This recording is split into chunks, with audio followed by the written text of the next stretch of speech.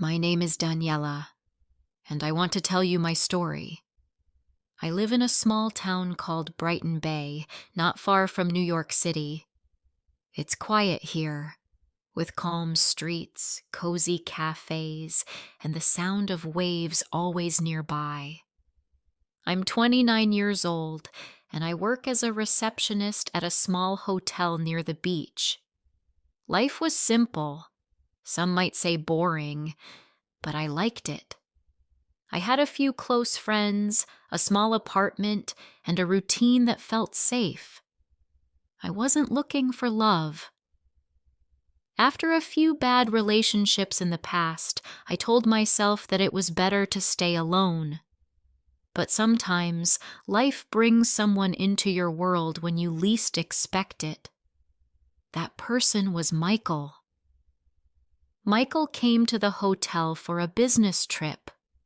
He looked different from the usual guests, calm, polite, and a little tired. He had soft eyes, a gentle smile, and a quiet way of speaking. When he asked for a room, I helped him check in, and he thanked me in a way that felt personal. I noticed the way he looked at me, not in a bad way, just kind. I smiled back without even meaning to. The next morning, he came down to the lobby and asked for directions around town.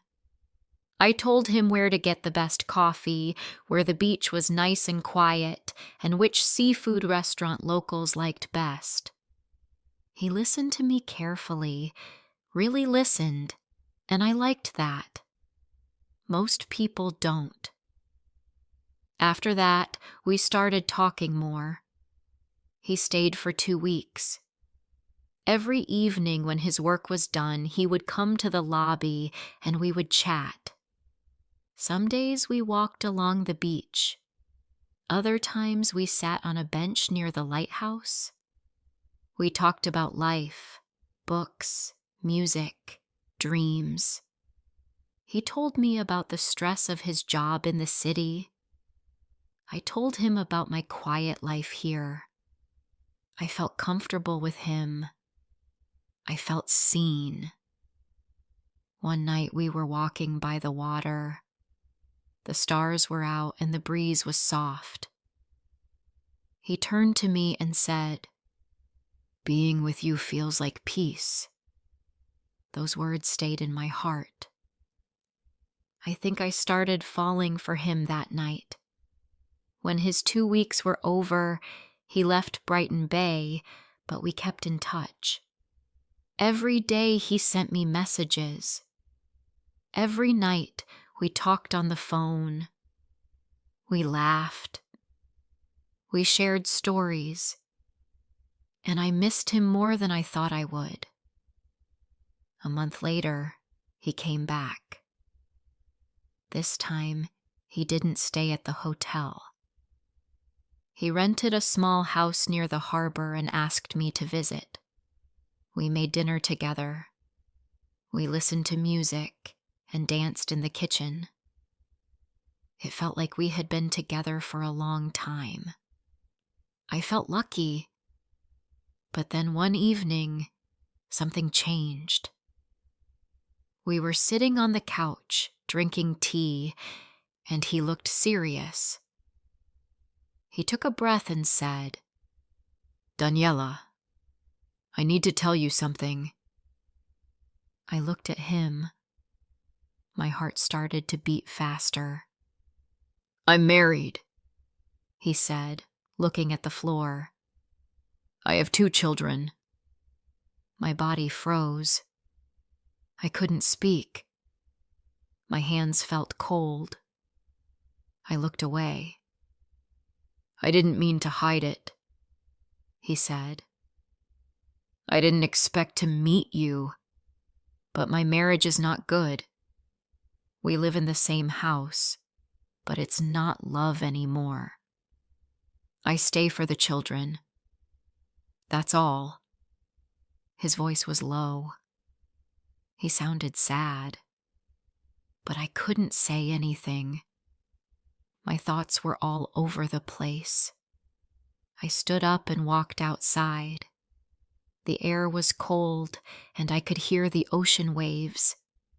I felt like crying. He followed me out. "I understand if you don't want to see me again," he said. I nodded and walked home. That night, I couldn't sleep. My head was full of questions. Why didn't he tell me before?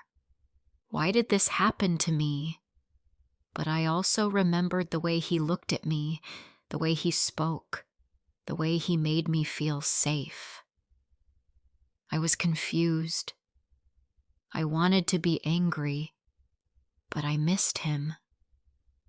The next day, he sent me a message. "I'm sorry," it said, "but I miss you." I didn't reply.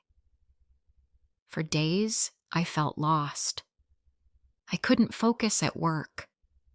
I kept checking my phone. My heart and my mind were fighting. I told myself to forget him, but I couldn't.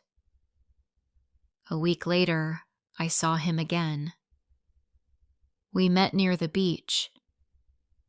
I told him I felt hurt, that I didn't like being kept in the dark. He said he understood. He didn't try to excuse it. He only said, "I care about you." And then I stayed. I know it's wrong. I know many people will say I made a bad choice. I know I became the other woman. But at that time, I wanted to believe him.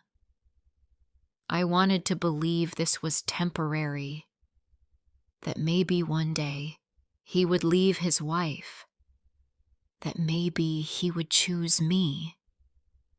So we continued in secret. He visited Brighton Bay once or twice a month. He stayed in that little house.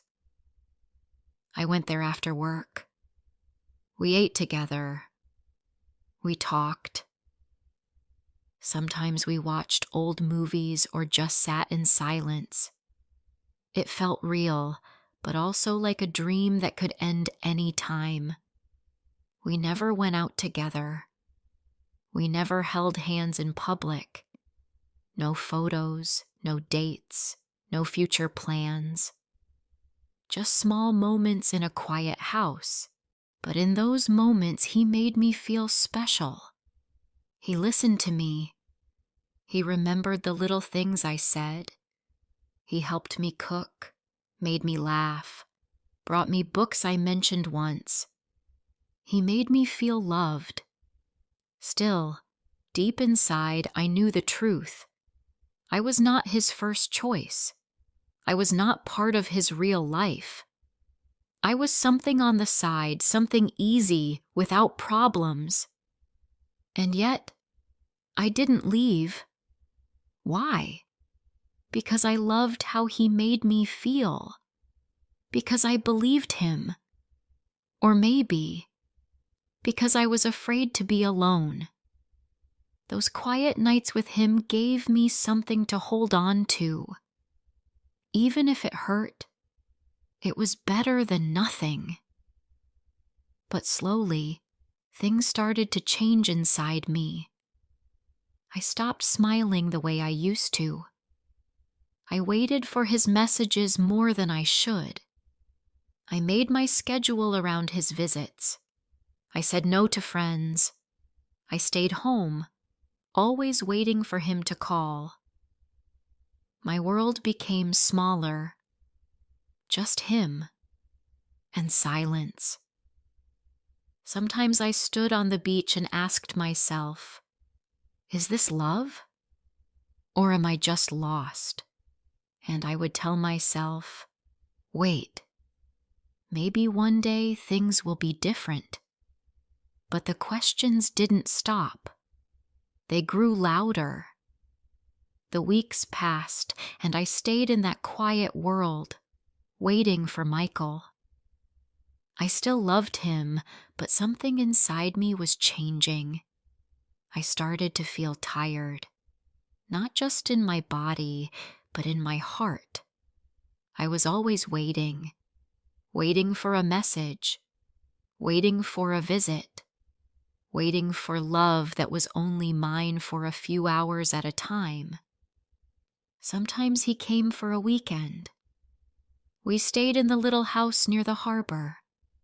We talked, cooked, and held each other. But when he left, the house felt cold and empty. I looked around and saw only my things. He never left anything behind. No clothes, no photos, no sign that he had ever been there. It was like he lived two lives, and in one of them, I didn't exist. I tried to tell myself that love takes time. I believed he cared about me. Maybe he did. But he still went back to his wife, to his children, to the life where I did not belong. And I began to wonder, why do I let this happen? One night, after he left, I sat by the window and watched the rain fall. I asked myself, what am I doing with my life? I loved someone who could not give me a full heart. I was always second. I had dreams too, a home, a child, a man who would choose me every day. But instead, I had empty rooms and silent nights. I started to feel that I deserved more, but I was scared. I didn't want to lose him. I didn't want to feel lonely. Some part of me hoped he would change, that one day he would come to me and say, I left. I'm here now, just for you. But that day never came. I spoke to my friend Nina, the only one who knew the truth. I told her how I felt, tired, sad, confused. You deserve to be first, Daniela, she said. You should be with someone who's proud to love you, someone who walks with you in the daylight, not just hides with you in the dark. Her words stayed with me. I started to notice how much I had changed. I didn't laugh like I used to. I didn't go out. I always checked my phone. I had stopped doing things I loved, reading by the sea, walking in the park, having dinner with friends. My world had become small, and I was the one who let it happen. One evening, Michael visited again. He smiled, brought flowers, kissed my forehead. He acted like everything was fine, but I was quiet. What's wrong? He asked. I don't know if I can keep doing this, I said. He looked surprised. Why now? Because I feel like I'm not living my own life, I said. I'm living in your shadow. I wait for your visits, your calls, your words, but I'm always waiting. I want more. I need more. He sat down and said nothing for a while. Then he said, I love you, Daniela. You know that. Then why don't you choose me? I asked. He looked away. It's not that easy. I have children, a family. And what am I? I asked softly. Just a secret? He didn't answer. That night I cried again. Not because he was cruel. He wasn't. but because I finally saw the truth. He would never leave. Not for me. Not for anyone. After he left, I didn't message him. I didn't call. I needed time to think. I walked by the beach every morning before work. I let the wind touch my face. I watched the waves and thought about my life. What did I want? What made me happy? Slowly, I remembered the old me, the girl who loved long walks, coffee with friends, books by the fire. I missed her. I also thought about love. What does real love look like? Not just flowers and kisses, but someone who stands with you in the open. Someone who says, "You're mine," without fear. I didn't have that. Not with Michael. I started writing in a notebook every night. Just thoughts and feelings. It helped me understand what I wanted. And every page I filled made me a little stronger. Michael still sent messages. "I miss you. I'm thinking about you. Can I see you?" But I didn't answer. Not right away. I needed time. 1 week later, he showed up at my door. I was surprised, but I let him in. "I needed to see you," he said. "You've been quiet." "I've been thinking," I told him. He sat down. "About us?" "Yes," I said. "About everything."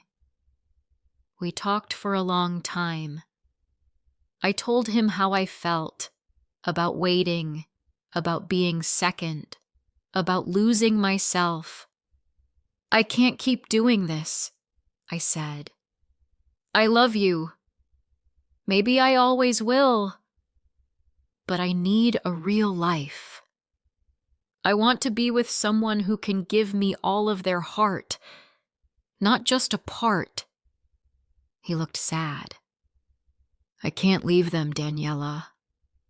I've tried to imagine it, but I can't do that to my children." I nodded.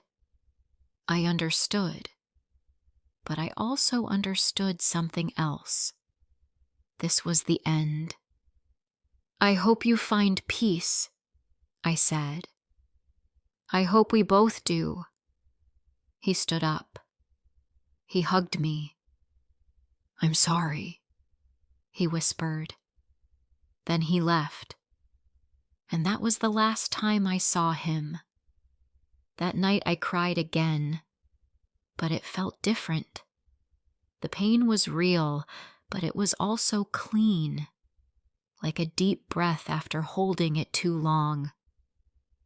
The next morning, I walked down to the sea. I stood there for a long time, just watching the waves. The sky was clear. The wind was soft. I felt something I hadn't felt in months. Calm. I knew healing would take time, but I also knew I had taken the first step. For the first time in a long time, I was not waiting for a message. I was not checking my phone. I was just standing there with myself. And that was enough. For now. Months passed after I said goodbye to Michael. At first, the days felt long and heavy. I missed him. I missed the way he smiled, the way he held me, the small things we used to share.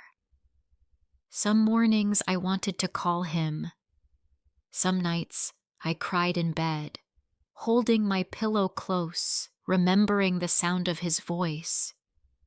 But slowly, things began to change. I started spending more time with my friends again. Nina invited me for coffee every weekend. We talked and laughed.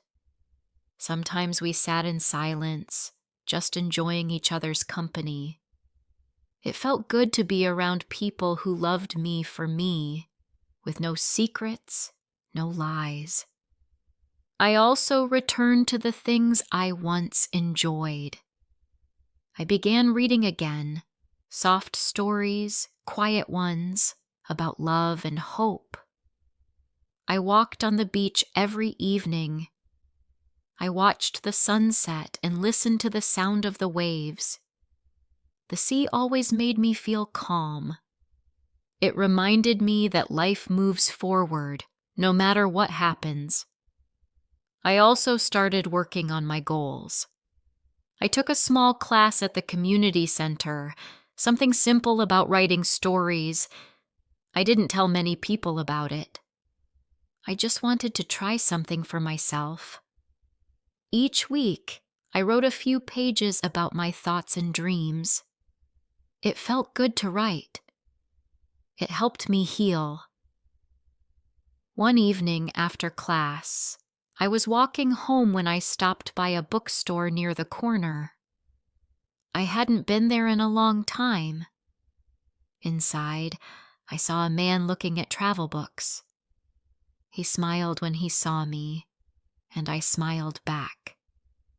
He looked familiar, but I couldn't remember where I had seen him before. He walked over and said, "Hi. You're in the writing class, right?" I nodded. "Yes, I am." "I just joined last week," he said. "I'm David." We talked for a few minutes about the class, about books, about the cold weather. It was nothing special, but something about his voice made me feel at ease. The next week, he sat near me in class. After class, we walked together to the cafe across the street. We talked about simple things, family, work, favorite food. He was kind. He listened. And when I spoke, he looked into my eyes. I didn't feel nervous. I felt calm. We started meeting after class more often, sometimes for coffee, sometimes just a short walk. He didn't ask me about my past. He didn't push. He was patient. One evening, we sat near the beach on a wooden bench. The sky was orange and the air was cool. I looked at him and said, "Can I tell you something?" "Of course," he said. "I was in a relationship before. It wasn't good. He was married. I waited for him for a long time. I loved him, but I was always second. I don't want that kind of love again." He was quiet for a moment. Then he said, "Thank you for telling me. I think you're brave, and you deserve better." That night, I went home with a warm feeling in my chest. Not because I was falling in love, but because I felt understood. Weeks turned into months. David and I spent more time together. We went for walks, watched movies, and talked about our dreams. He never rushed me. He never asked for more than I could give. I started to smile more. I laughed without pain. I felt free. One day, I looked in the mirror and saw something I hadn't seen in a long time. Myself. Not the sad girl who waited for messages. Not the woman who cried alone at night. But Daniela, strong, gentle, and alive. David became a part of my life slowly, like the sun rising after a long night. He didn't try to fix me. He just stood beside me. And in his quiet way, he showed me what real love can look like. One evening, we were sitting in the park watching children play. "Do you ever want a family?" I asked. "Yes," he said. "One day, with the right person." I smiled. "Me too." We didn't need to say more. I knew now that love doesn't have to hurt. It doesn't have to be hidden or painful. Love should feel safe. It should feel like coming home. Looking back, I don't regret my past. It taught me important lessons. I learned that love without respect is not enough. That waiting for someone who cannot choose you will only bring pain. That no one else can give you peace. You have to find it inside yourself. And now, I have peace. I have hope. I have love. Not from someone who hides me, but from someone who walks beside me. If someone asked me today, was it worth it? I would say yes. Because through all the sadness, I found myself. And in finding myself, I opened the door to a new kind of love, a better one I truly deserve.